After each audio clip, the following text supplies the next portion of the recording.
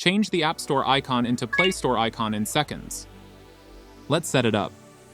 First, open Safari on your iPhone. Search for Play Store icon image. Once you find one you like, press and hold on the image and tap Save to Photos.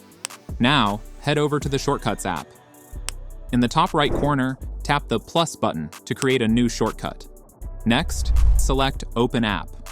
When it asks you to pick an app, choose the App Store.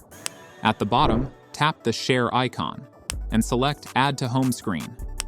Here, you can give it a name. Let's type in Play Store.